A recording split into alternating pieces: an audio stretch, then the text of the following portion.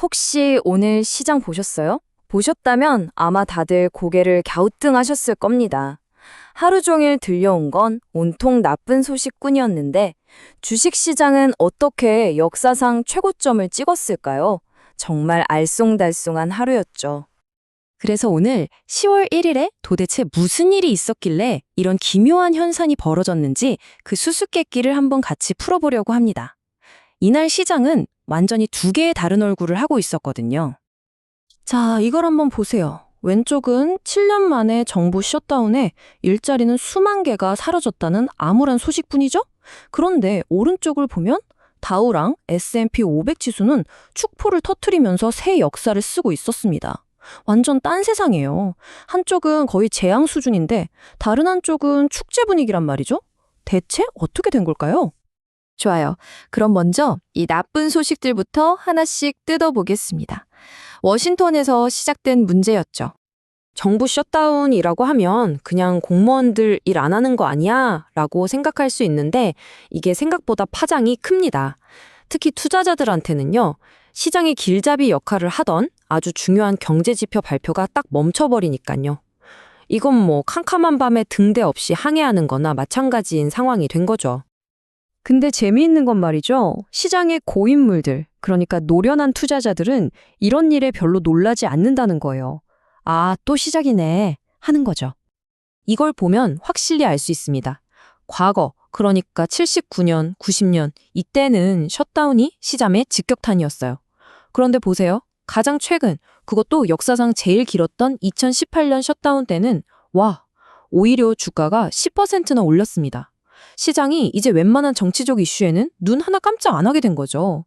일종의 내성이 생긴 거예요. 그렇다면 셧다운이 범인이 아니라면 도대체 뭐가 문제였을까요? 바로 여기서 그날의 두 번째, 그리고 사실상 훨씬 더 충격적인 악재가 등장합니다. 원래 시장에서는 이랬어요. 9월에 일자리가 한 4만 5천 개쯤 늘겠지? 뭐 대단하진 않아도 괜찮은 긍정적인 숫자였습니다.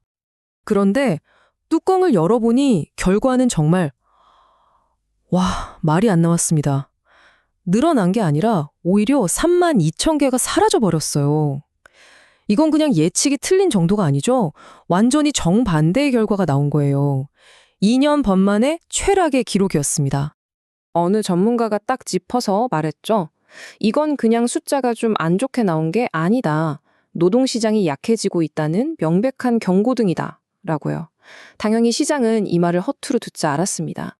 자, 여기까지 보면 그래서 주가가 폭락했겠구나 싶으시죠. 그런데 바로 여기서부터 이 이야기가 아주 기묘한 반전에 맞이합니다. 도대체 왜 시장은 정반대로 움직였을까요?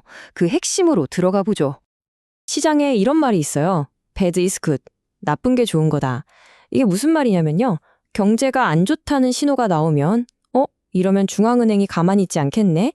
금리를 내리거나 돈을 풀어서 경기를 살리려 하겠네. 이런 기대감이 생기는 거예요. 그리고 바로 그 기대감이 주식시장에는 엄청난 호재가 되는 아주 역설적인 현상인 거죠. 그럼 10월 1일 시장 참여자들의 머릿속을 한번 따라가 볼까요? 첫째, 고용지표가 왜 이래? 충격을 받습니다. 하지만 곧바로 두 번째 생각으로 넘어가죠. 잠깐, 이 정도면 연준이 금리 내리겠는데? 그리고 세 번째, 정부 셧다운? 그건 잠깐이고 금리 인하가 훨씬 중요하지? 그래서 마지막 결론은 지금이 주식 살 때다. 바로 이 생각의 연쇄 반응이 시장을 밀어 올린 겁니다. 이게 그냥 추측이 아니라는 증거가 바로 여기 있습니다. 이 차트를 보시면 고용 보고서 발표 전과 후 트레이더들이 금리 인하 가능성을 어떻게 봤는지 확 달라진 게 보이죠? 확률이 77%에서 88%로 그냥 수직 상승해버렸습니다. 시장에 얼마나 즉각적으로 그리고 확실하게 반응했는지 보여주는 대목이죠.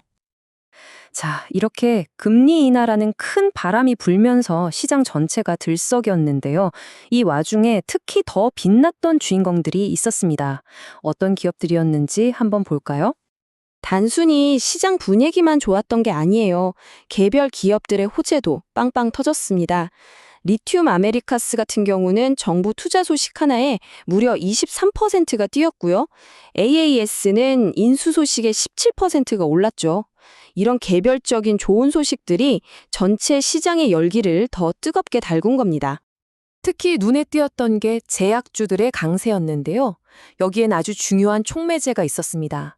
바로 화이자가 백악관과 약값 인하에 합의했다는 소식이었죠. 이걸 본 투자자들은 아하, 다른 제약사들도 이제 이런 식으로 관세 폭탄을 피할 수 있겠구나 하고 안도의 한숨을 내신 겁니다. 이 안도감 하나가 제약 섹터 전체를 끌어올린 거예요.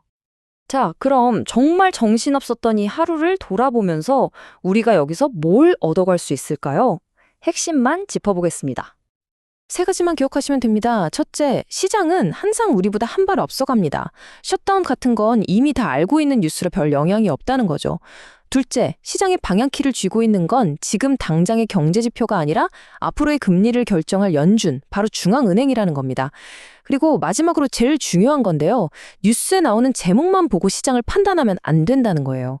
그 뉴스 뒤에 숨어있는 투자자들의 진짜 속마음을 읽는 게 핵심입니다. 오늘 우리는 나쁜 소식이 오히려 주가를 끌어올리는 참 아이러니한 시장의 모습을 봤습니다. 그럼 마지막으로 이런 질문을 던지면서 마무리하고 싶네요. 이렇게 경제가 나쁘다는 소식에 환호하는 시장이라면 도대체 언제쯤 어떤 상황이 되어야 우리는 경제가 정말 좋다는 소식에 마음 놓고 박수를 칠 수 있게 될까요? 여러분도 한번 생각해 보시면 좋겠습니다.